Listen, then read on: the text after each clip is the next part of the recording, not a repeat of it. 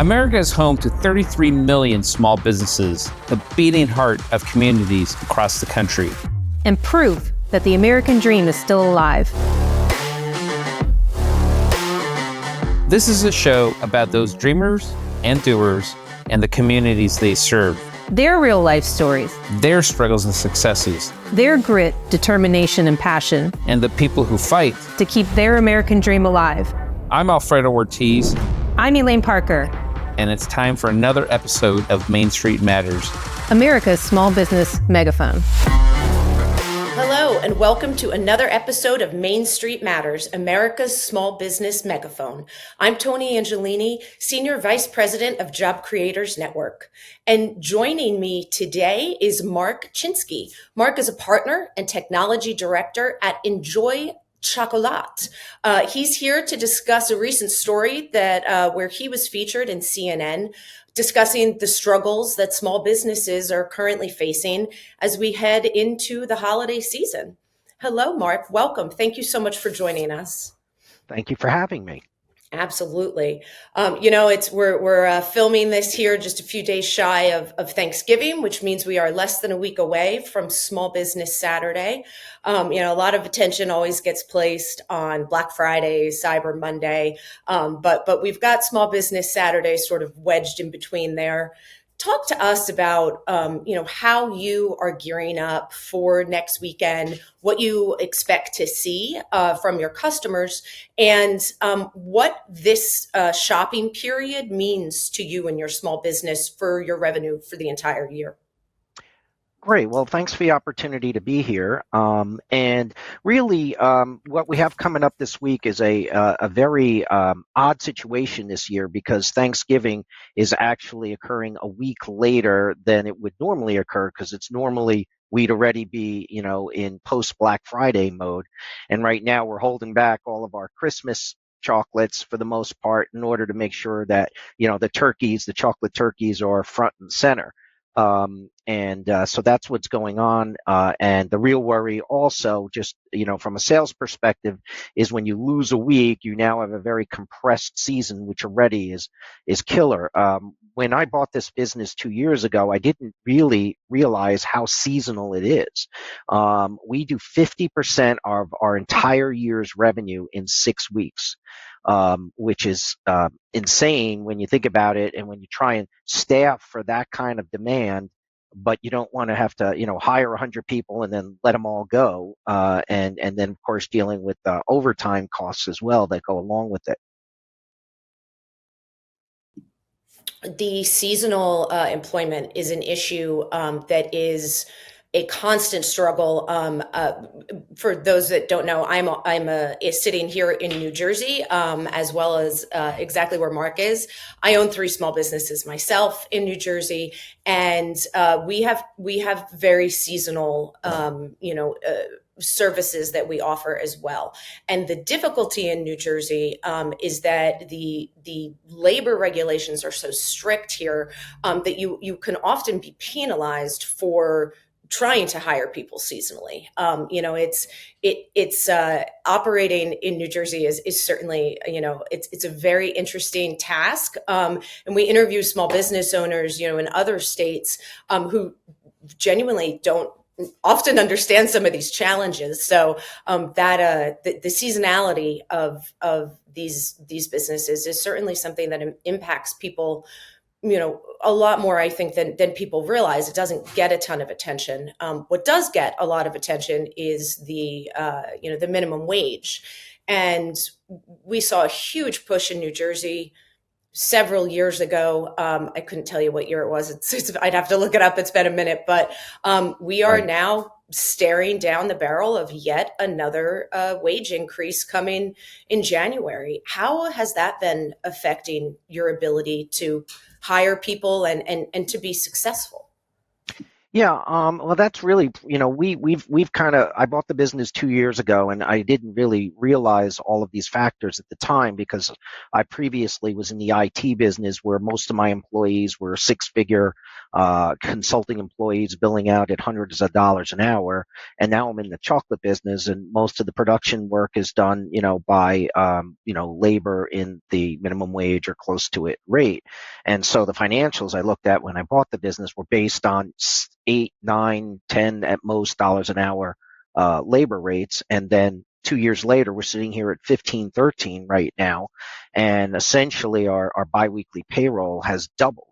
And on top of that, of course, there's been a cumulative 30, 35% plus general inflation on everything we buy. And then just for giggles, the price of cocoa worldwide has quadrupled. I was actually interviewed live on Fox News and Fox Business last Easter because of this. And it was, and if the price of cocoa quadruples, the price of chocolate doubles because chocolate's about half cocoa. So basically, almost all of our costs have doubled. And about half of our business is wholesale. So we sell to supermarkets and specialty stores and so forth. And they take what we charge them and double that price. It used to be 30 to 40% up. Now it's 50% because their labor costs have increased. So they've had to increase their gross margins in order to, handle their increase in labor costs, which means our products that were on the shelves in 2021, an item might have been $9.99 and we were selling it for $5 or $6 to the supermarket. Now, between our costs going up and their costs going up, that $9.99 item is going to end up being $18 on the shelf. And how much, if people have to choose between milk and chocolate, well, some people might choose chocolate, but most people are going to go for the essentials. So we've been struggling with how high can we go and still try and make money, which we really haven't, been able to get anywhere close to the, net income that we were hoping for because of all of these increases. And I actually did think about at one point, because we produce all of our product ourselves in New Jersey, actually in our commercial kitchen in our basement here at our store in Morristown. And I thought about maybe we should open up in a low rent, commercial type building just over the border, about 30 miles away in Pennsylvania, which has a drastically lower minimum wage. But then I've read that their legislature has been, they narrowly defeated a big wage increase the same way it passed in New Jersey. And could I go through, a $50,000-$100,000 project and trying to move production there to only find that 6 months later I'm paying the same rate there as I am here? And what's really not fair is I'm competing with other chocolatiers that are based in Pennsylvania that sell into New Jersey. And because each state has its own minimum wage, we're not remotely on, fair ground when trying to sell to the supermarket that could care less where the product comes from. They just obviously want the lowest priced product of equivalent quality. And I don't blame them. The other issue with trying to move out of state is New Jersey is very good at penalizing you for making money elsewhere. So it's certainly an incredible challenge. I would imagine that your wholesale buyers are able to absorb some of those increased costs a little bit better than, say, your customers that you're facing in your storefront. And I know there was an article recently that CNN did that I referenced earlier, and you had some issues with customers sort of being confused at the increase of prices. And I have to tell you, this boggles my mind every time it comes up, from myself as well. You go to the food store, you see the increase in costs. You see that, your $100 a week budget is not getting anywhere near what it used to. But people will walk into a small business like yours and be shocked that, the prices have gone up. Talk to us about how you handle, customers that are frustrated, and B, why do you think there is such a disconnect between customers not being willing to pay more money for milk, and willing and not contentious about it, but when it comes to something like this, just being completely flabbergasted that there's a price increase? Um, I can't say I've seen that experience as much because we can absorb a little bit more of a cost increase when we sell retail ourselves because there's no middleman involved. The problem is in the wholesale world, we basically have to charge the supermarkets half of what we would charge the customer, which leaves our gross margin now this thin, and that's what's been annihilated by the cost increases. And we've also got, we're dealing with some high-end grocery chains here, but they're Pac-Maned up to Albertsons, which is the first or second largest, grocery chain in the country. And they have these national policies now where, hey, if it's over a 6% increase now, you have to go through a special review process because they're not blind to it. They're believe it or not, even the big companies are struggling with these price increases, and they're trying to put pressure on their vendors to hold them back, which I wish we could. And maybe there are some vendors that are like, hey, prices are going up, let's just raise it anyway. For us, of course, it's nothing close to that. Our prices are going through the roof. And unfortunately, our direct issue with cocoa, which has nothing to do with inflation, but has to do with crop issues in Africa, is getting lost in that because then they're saying, well, if everybody else is keeping within these price increases, why can't you? When, they're selling coffee or milk, which those are only up 30%, not 100% that we're dealing with. But going back to that CNN article, which I will say, they gave me the opportunity to review it and make some changes, which I did. But then the editor told the reporter, no, we want to position it this way because they kind of had a little bit of an agenda in the article. But there was a specific customer who buys from one of our supermarkets that we sell to and called us and was like, I can't, this product used to be $12 and a half a pound, and now it's $16 and it's 6 ounces, which is like a 25% reduction. That's a ripoff. And, I felt really bad. I did explain to him what it was and they understood, but, and I've thought about putting a sign up in the store when you come in explaining, why do you see the prices higher and explaining this. But then I've thought, do we really want to highlight the fact that the prices are higher? Generally speaking, I will say our volume is flat to down a bit, but our revenues are up because of the higher prices. So we're hanging in there. The problem is the net bottom line is just not there because of these cost increases, and that's what we're struggling with. Is how do we get this balance there? I would love to manufacture some item more. We make almost all of our items, but some items have to be processed out of house because of the equipment it needs. I'm willing to invest in the equipment, but we have limited space here physically, and some of this equipment needs 14, 16 feet of room to operate in. So it's really difficult. And this business was just very dynamically different 2-3 years ago before I acquired it because of all these outside factors that, we have no control over. Is there any hope for the price of cocoa coming down, or is this sort of a new bottom, I guess? Or top. Yeah, or top, yeah. They, from what my understanding is, so the issue is that they've had a lot of heavy rains in Africa it sounds like that Toto song, but, it caused a fungus to grow on the cocoa pods, which in the end made about 1/3 of the crop yield unusable. And because of that, when, imagine oil, 1/3 of oil supply suddenly disappeared. Suddenly $2 a gallon gas goes to $5 a gallon. So it's that same kind of thing here. The other problem is cocoa is a commodity traded like copper or other things. So there was a lot of speculation. So a lot of the ups and downs in the price have to do with speculators and not the direct cost.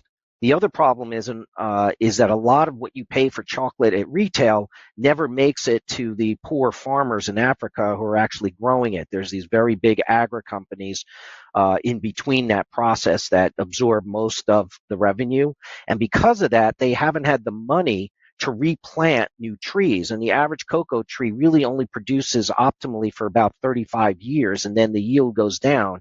And most of the cocoa plants in Africa are now at that 35-year point, and suddenly combine these multiple factors, and because the world supply is down 30%, you have this huge increase in pricing.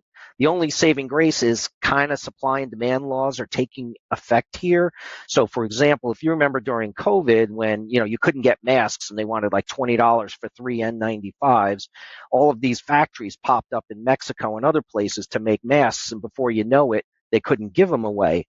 So you literally have now people.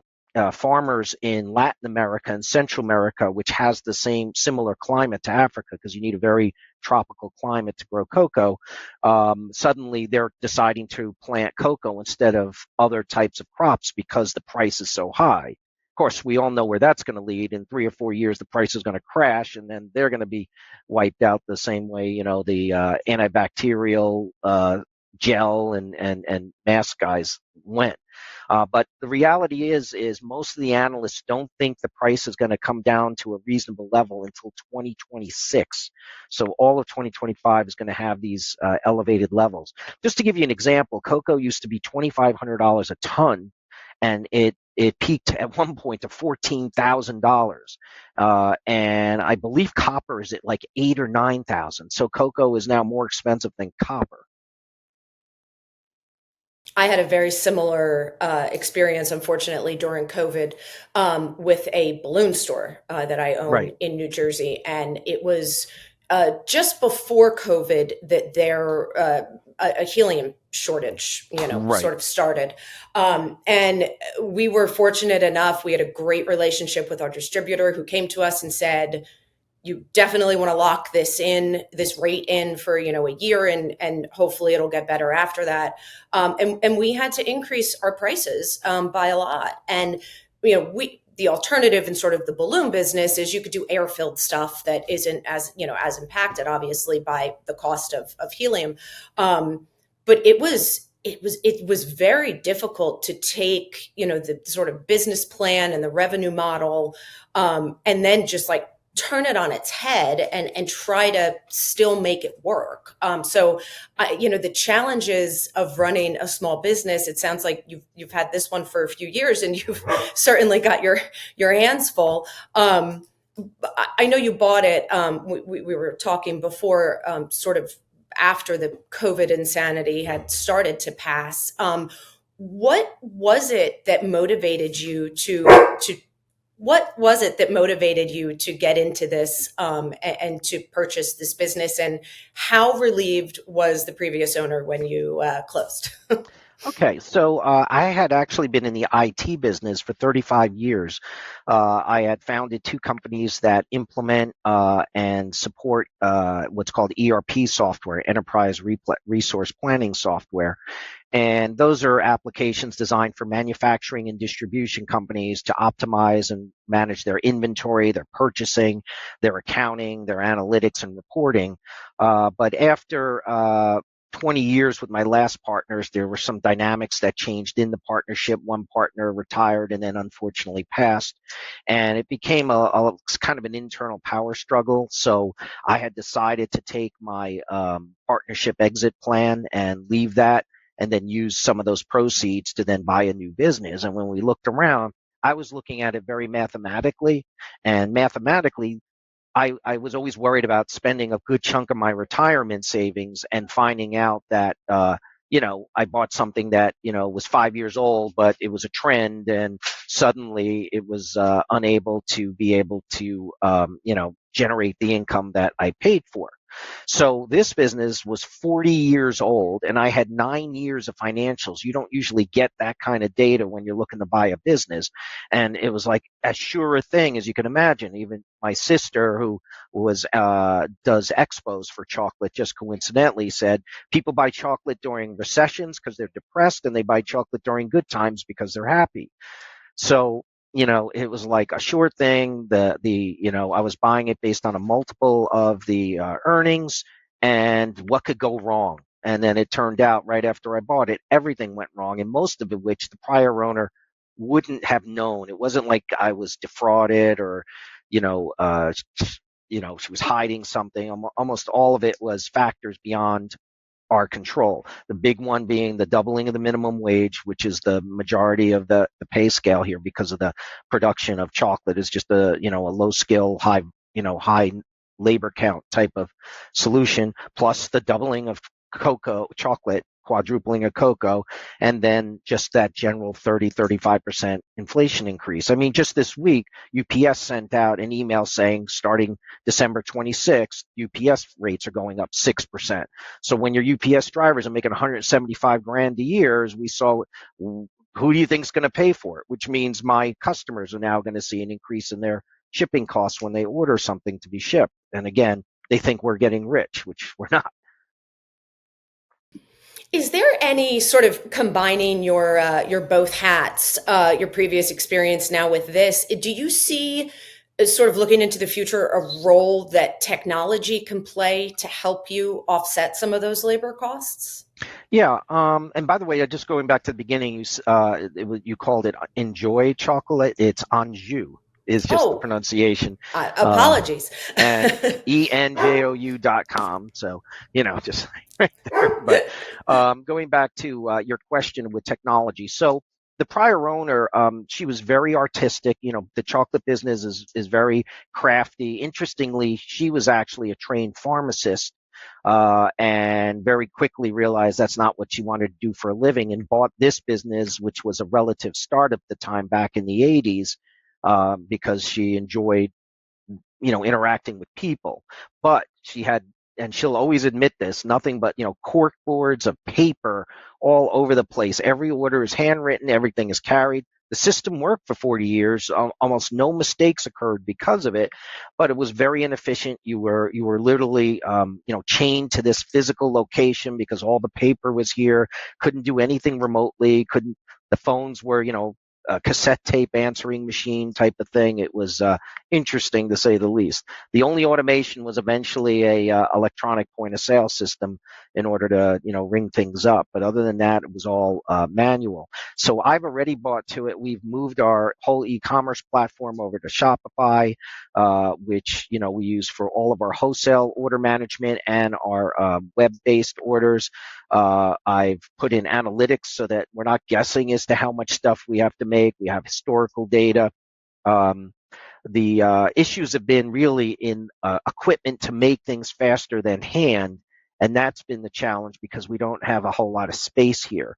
But because we don't have the cash flow of a normal profitable business to invest, it's a catch-22. Do I sink more of my life savings in order to lower the costs, or do we maybe shrink and, look at doing certain, less kinds of products or less things, or raise prices so much that we absolutely will see a hit, but what we do sell is profitable, is just, it's just a choice of bad options. Which one is less bad right now?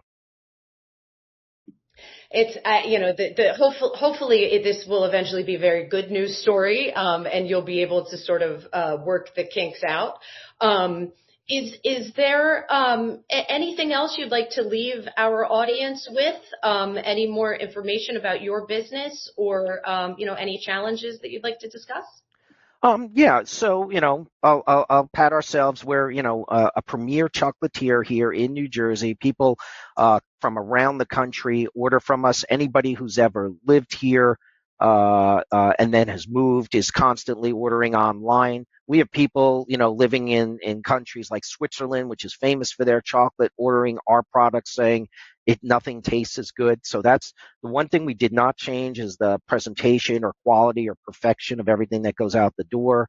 I'll ask your, listeners to check out Anjou, enjou.com, and you'll see, we do chocolates for every occasion. Christmas is coming up. We have tons of hand decorated items, that we do. I don't remember if I sent you some photos of the kind of things we do, but they're quite unique. It's not just chocolate bars that you think of. Everything is basically like a statue. It's all handcrafted shapes and so forth. In that regard. Well, thank you, Mark, very much. This has been a great conversation.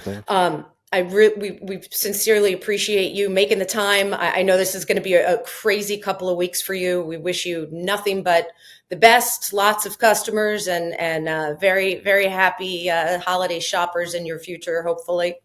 Well, that is interesting that you say that, because I literally had a customer come in on Saturday, and he was basically saying, now that we're past the elections, I feel there's such a positive energy in the economy, and I'm seeing, and hopefully you're seeing, an increase in people's willingness to spend. So hopefully we've seen it in the Dow. It's really shot up since the elections. This kind of creates a feeling that we're almost in that. I don't know if I'm kind of old, but I remember that term, the malaise that we had in the 70s, and that's kind of how things have felt the last couple of years with this inflation and stagflation to some extent. So hopefully, it's kind of like when Reagan won, it just creates that optimism, and hopefully that kind of fuels some economic growth and helps everybody win. Yeah, I couldn't agree more. I think there's a certain optimism in the air, and it's contagious, and it's just, to use his favorite phrase, hopefully it will trickle down to everybody. So Right. here's hoping. Thank you all for listening. Main Street Matters is part of the Salem Podcast Network. New episodes debut every Wednesday and Friday. Please subscribe at salempodcastnetwork.com or wherever you get your podcasts. And we'll be back soon with another episode of Main Street Matters.